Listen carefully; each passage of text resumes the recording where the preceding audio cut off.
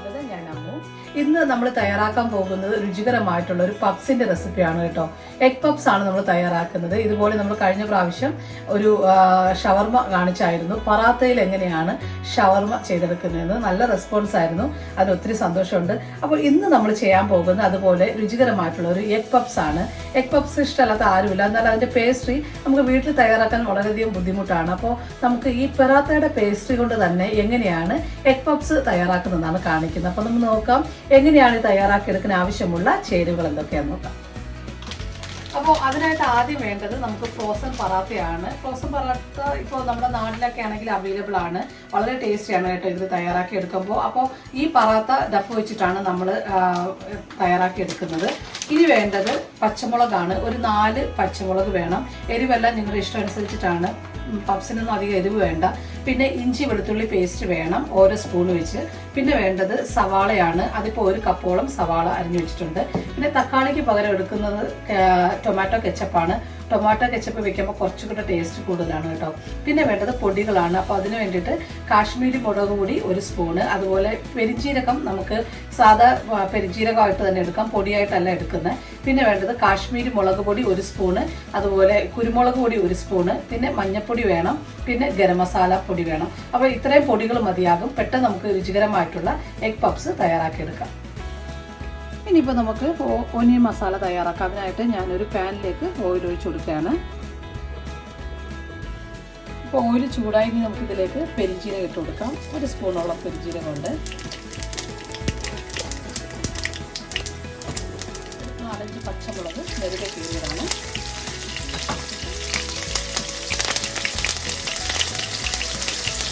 ഒരു സ്പൂണ് വെളുത്തുള്ളി paste, 1 spoon ഇഞ്ചി പേസ്റ്റ്. ഇനി അതൊന്ന് മൂത്ത് അതിൻ്റെ ഒരു പച്ച മണമൊന്ന് മാറണം, ഈ ഇഞ്ചിയുടെയും വെളുത്തുള്ളിയുടെയും. അതിനുശേഷം നമുക്കിതിലേക്ക് നമ്മൾ അരിഞ്ഞു വെച്ചിരിക്കുന്ന സവാള ചേർത്ത് കൊടുക്കാം. ഇപ്പോൾ 1 കപ്പോളം ചെറിയ ഉള്ളി അല്ലെങ്കിൽ സവാളയാണ് ചേർക്കേണ്ടത്. അതും കൂടി ഇട്ടിട്ട് നമുക്കൊന്ന് നന്നായിട്ട് വഴറ്റിയെടുക്കാം. നന്നായിട്ട് വഴണ്ട് വരണം. ഇനിയിപ്പോൾ ഇതെല്ലാം കൂടി ഇട്ടിട്ട് നന്നായിട്ടൊന്ന് വഴറ്റിയെടുക്കാം.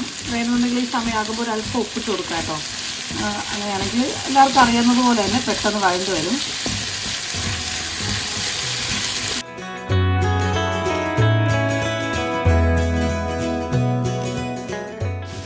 ഇപ്പോൾ അതേ നമ്മുടെ സവാള നന്നായിട്ട് വഴണ്ടിട്ട് നമുക്കിതിലേക്ക് പൊടികൾ ചേർത്ത് കൊടുക്കാം.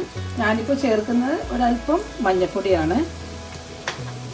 ഇനി ഇതിലേക്ക് കാശ്മീരി മുളക് പൊടി ചേർത്ത് കൊടുക്കാം. 1 സ്പൂണ് കാശ്മീരി മുളക് പൊടി.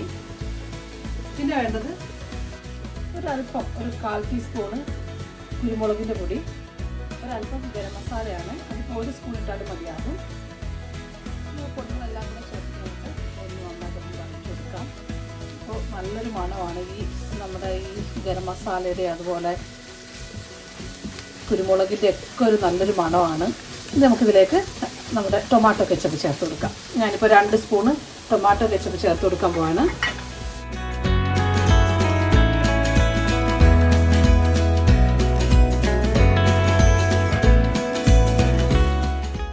അല്പം ഉപ്പ് ചേർത്ത് കൊടുക്കാം. ഉപ്പൂടെ ചേർത്തിട്ട് ഇളക്കി നമുക്കിതൊന്ന് മാറ്റി വയ്ക്കാം. ഇപ്പോൾ നമ്മൾ ചേർത്ത ടൊമാറ്റോ കെച്ചപ്പിൻ്റെ മണമെല്ലാം കുത്തൽ മണമെല്ലാം മാറി മസാല ഇപ്പോൾ റെഡി ആയിട്ടുണ്ട്. ഇതിൽ വെള്ളമൊന്നും ചേർക്കരുത്. ഇപ്പോൾ കറക്റ്റാണ്. ഇനിയിപ്പോൾ നമ്മുടെ ഈ ഉള്ളി മസാലയിലേക്ക് നമ്മൾ മുട്ട അതുപോലെ ചേർത്ത് കൊടുക്കുകയാണ്. ചെറുതായിട്ട് ചേർത്ത് അതൊന്നിട്ട് ഒന്ന് ഇളക്കുക. ഒരു 2 മിനിറ്റ് കേട്ടോ. നമ്മുടെ മുഴുവനോടെയുള്ള മുട്ട ഞാൻ ഇപ്പോൾ 3 ഇട്ട് കൊടുത്തു. അതിലൊരു 2 മിനിറ്റ് അതിലൊന്നിട്ട് വഴറ്റുക. ഇനി നമുക്ക് ഈ മുട്ട 2ആയിട്ട് കട്ട് ചെയ്തിട്ട് വേണം നമ്മുടെ പപ്സിലോട്ട് വെക്കാൻ, സ്റ്റഫിങ് ചെയ്യാനായിട്ട്. ഇപ്പോൾ നമ്മുടെ മസാലകളെല്ലാം റെഡി ആയിട്ടുണ്ട്. എഗ്ഗും റെഡി ആയിട്ടുണ്ട്. ഇതിപ്പോൾ പറാത്ത ഇതുപോലെ ഓരോ ലെയറായിട്ടാണ് വരുന്നത്. അപ്പോൾ നമുക്കിതുപോലെ കവർ മാറ്റി അതിൻ്റെ മുകളിൽ കവർ മാറ്റി ഓരോന്നെടുത്ത് നമുക്കിത് സ്ക്വയറായിട്ട് കട്ട് ചെയ്തെടുക്കാം. ഇപ്പോൾ നമ്മുടെ വട്ടത്തിനിരുന്ന പൊറാട്ട ഞാനിപ്പോൾ സ്ക്വയറായിട്ട് കട്ട് ചെയ്തെടുത്തിട്ടുണ്ട്. ഇനി നമുക്കിതിൻ്റെ മുകളിലേക്ക് മസാല തേച്ച് കൊടുക്കാം. മസാല വയ്ക്കുമ്പോൾ സൂക്ഷിക്കുക കേട്ടോ. കാരണം നമ്മുടെ ഈ എഗ്ഗിൽ ഉള്ളതുകൊണ്ട് ഒരുപാട് മസാലയുടെ ആവശ്യമില്ല. 1 സ്പൂണിൽ കൂടുതൽ മസാല വെക്കരുത്, കാരണം പുറത്തോട്ടായി പോകും. ഞാനിപ്പോൾ എല്ലാത്തിലും മുകളിൽ മസാല വെച്ചിട്ടുണ്ട്. മസാല ഒരുപാട് കൂടുതൽ വെക്കരുത് കേട്ടോ. 1 സ്പൂൺ മസാലയാണ് വെച്ചിരിക്കുന്നത്. ഇനി നമുക്കിതിന് മുകളിലേക്ക് മുട്ട ചേർത്ത് കൊടുക്കാം. മുട്ട മുട്ടയുടെ മഞ്ഞക്കരു താഴെ വറുത്തക്ക രീതിയിൽ വേണം വെക്കാനായിട്ട്. ഇതുപോലെ ഇങ്ങനെ ഓരോന്നായിട്ട് നമുക്ക് കമിഴ്ത്തി വെക്കാം.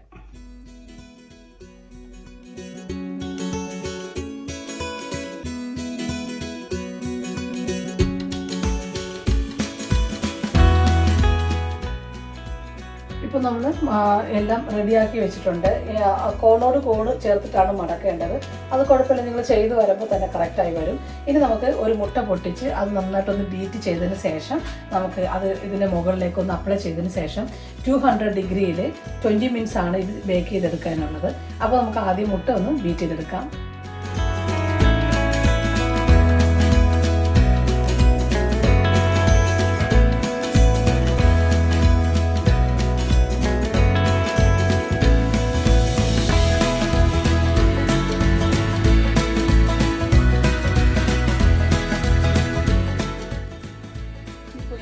എല്ലാ ഭാഗത്തും ഇതുപോലെ ഒന്ന് ബ്രഷ് ചെയ്തെടുക്കാം.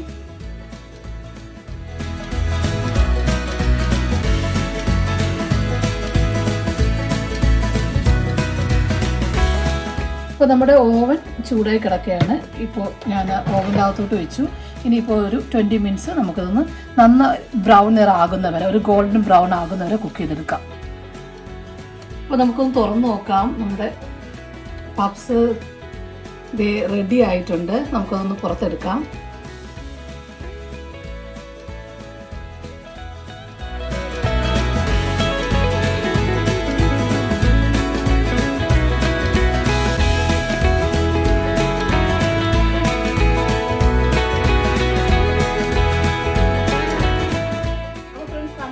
പെട്ടെന്നാണ്, കൂടിപ്പോയി ഒരു അരമണിക്കൂറിനകത്താണ് നമ്മൾ രുചികരമായിട്ടുള്ള എഗ് പപ്സ് തയ്യാറാക്കിയത്. നിങ്ങൾക്ക് വീഡിയോ ഇഷ്ടമായെങ്കിൽ തീർച്ചയായും എൻ്റെ ചാനൽ സബ്സ്ക്രൈബ് ചെയ്യുക, ലൈക്കും ഷെയർ ചെയ്യാനും മറക്കരുത്.